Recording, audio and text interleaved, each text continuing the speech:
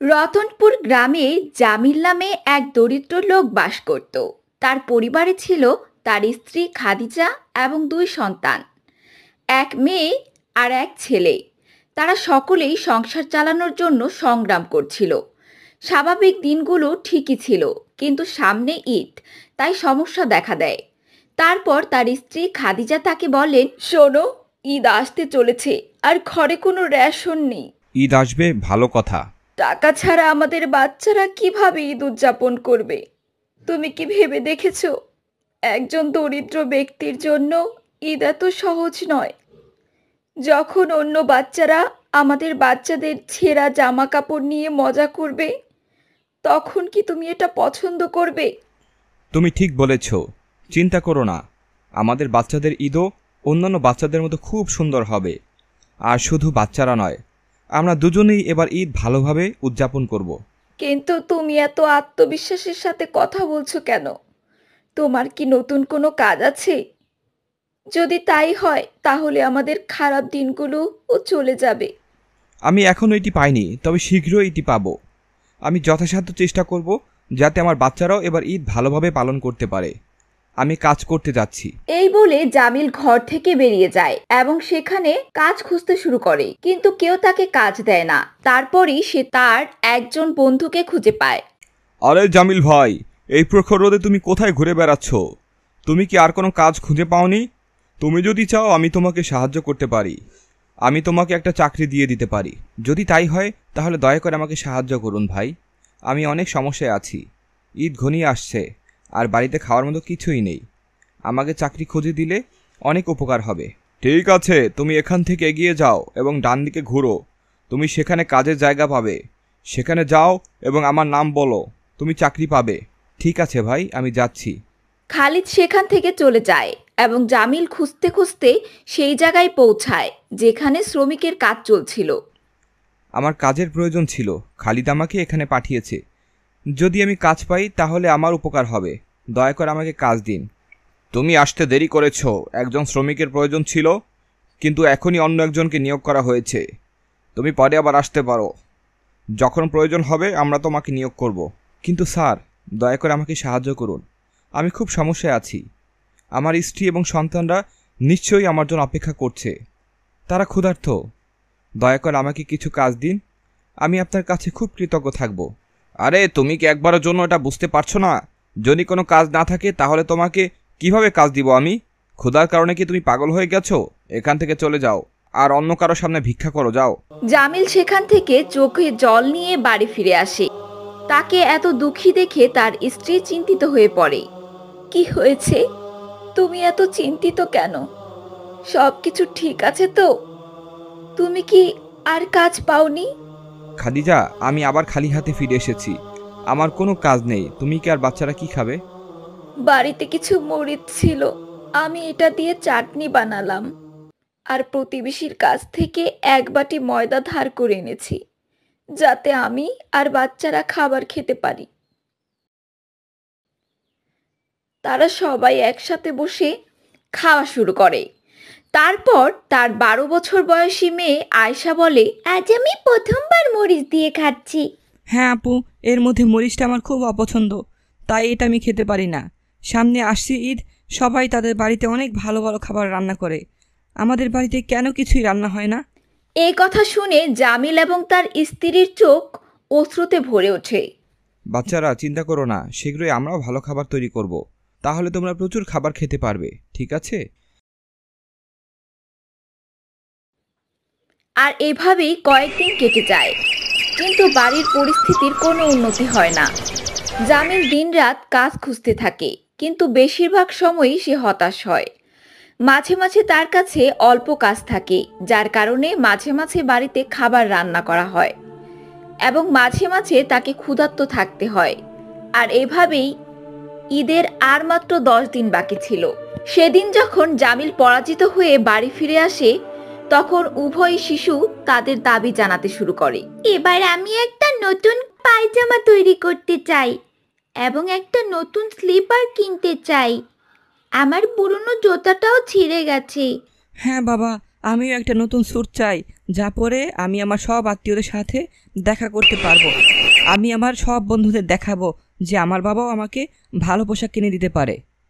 কেন বাবা, তুমি পারবে না? এটা দেখে জামিলের মুখ বিষণ্ণ হয়ে ওঠে। সেই সময় খাদিজাও সেখানে এসে বাচ্চাদের ধমক দিয়ে বলে, তোমার বাবার কাজ থেকে বাড়ি ফিরেছে, তাকে বিরক্ত করছো কেন? ভেতরে গিয়ে ঘুমিয়ে পড়ো। না আমি ভিতরে যাব না। প্রথমে আব্বুকে বললো আমাকে একটা নতুন স্যুট কিনে দিতে। আমার সব জামা কাপড় ছিঁড়ে গেছে। আমার সব বন্ধুরা আমাকে নিয়ে মজা করে বলে যে আমার আব্বু আমাকে জামা কাপড় দেয় না। তাই এই ঈদে আমি নতুন জামা কাপড় চাই, যাতে আমি তাদের দেখাতে পারি যে আমারও নতুন জামা কাপড় আছে। যদি তুমি নতুন পোশাক চাও তুমি সেগুলো পাবে। ঈদের আগেই পোশাক চলে আসবে। এখন যাও, ঘুমাও, অনেক রাত হয়ে গেছে। বাচ্চারা আনন্দের সাথে ঘুমোতে যায়, কিন্তু খাদিজা চিন্তিত হয়ে জামিলকে বলে, তুমি বাচ্চাদের জামা জুতো দেওয়ার প্রতিশ্রুতি দিলে কেন? ঈদে এত সুন্দর একটি উৎসব। খাদিজা, বাচ্চাদের যদি পোশাকের প্রয়োজন হয় আমি সব কিছু করব। আমি দিন রাত কঠোর পরিশ্রম করব। বাচ্চাদের পোশাক তৈরি করতে যা যা করা দরকার তা করব। আমাদের গরিব মানুষদেরও ঈদের অধিকার আছে। এই ঈদ আমাদের জন্য আনন্দে ভরে ওঠে।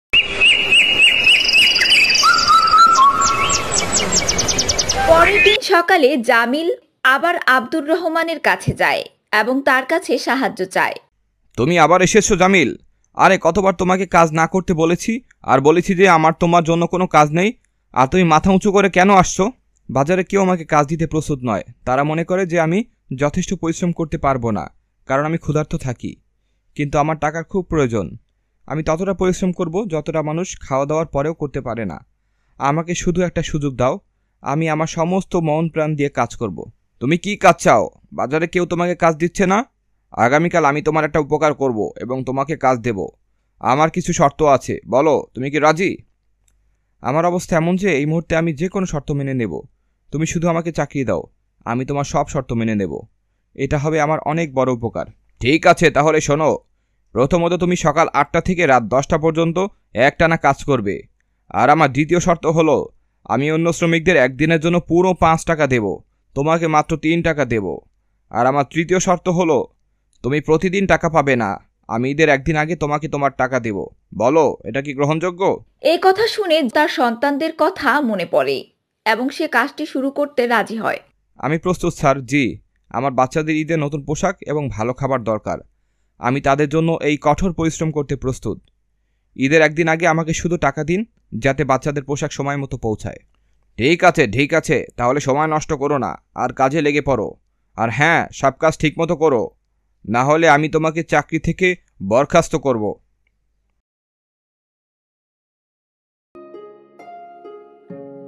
জামিল সকাল থেকে রাত পর্যন্ত কঠোর পরিশ্রম করে। রাত 10টা বাজে। একটানা এত ঘন্টা কাজ করার ফলে জামিলের বুকে ব্যথা শুরু হয়। রাতে যখন দেরি করে বাড়ি ফিরল, বাচ্চারা ঘুমিয়েছিল। তার স্ত্রী কষ্টের সুরে বলে, আসসালামু আলাইকুম, তুমি কোথায় ছিলে?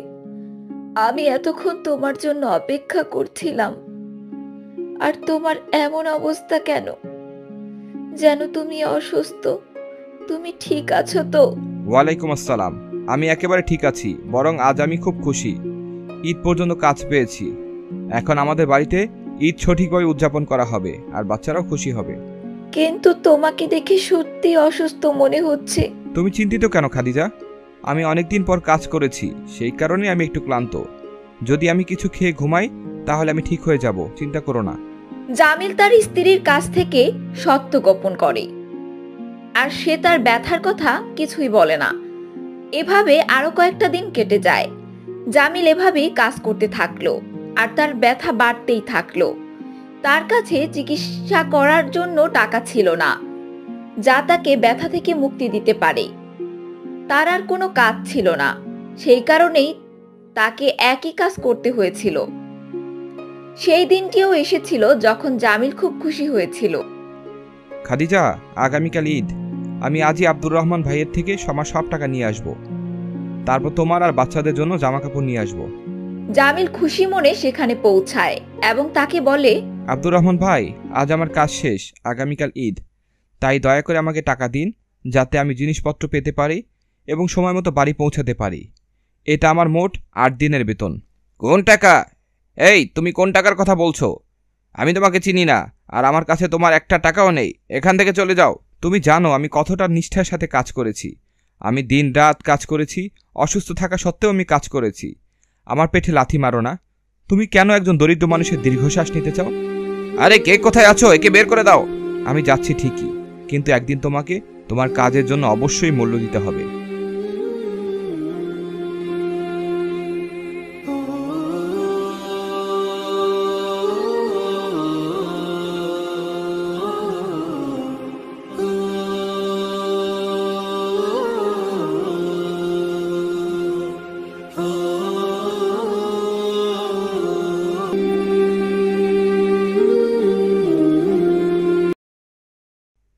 না, আমি খালি হাতে বাড়ি যেতে পারবো না। কাল ঈদ, আর আমার ছেলেমেয়েরা আমার পথ চেয়ে আছে। হয়তো নতুন পোশাক আর ভালো খাবারের জন্য অপেক্ষা করছে। হে আল্লাহ, একমাত্র আপনি ছাড়া আমার আর কেউ নেই। হে আল্লাহ, আমি না হতাশ হয়েও পারছি না। আমি বরং এখানে নামাজে দাঁড়াই, সারাদিন আল্লাহকে ডাকি। নিশ্চয়ই আল্লাহ আমার কান্নাকাটিতে সাড়া দেবে। আল্লাহু আকবার। জামিল সারাদিন নদীর পাড়ে বসে আল্লাহকে ডাকতে থাকে। আর এদিকে একটি অপরিচিত ব্যক্তি জামিলের বাড়িতে যায়। কেউ বাড়িতে আছেন? জামিল সাহেব কি বাড়িতে আছেন?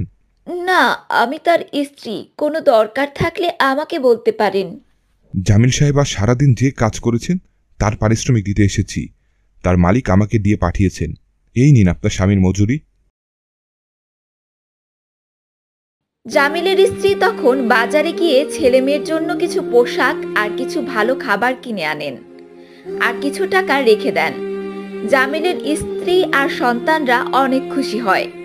সন্ধ্যায় বাড়ি ফিরে জামিল, আজ কি এমন কাজ করেছো তুমি?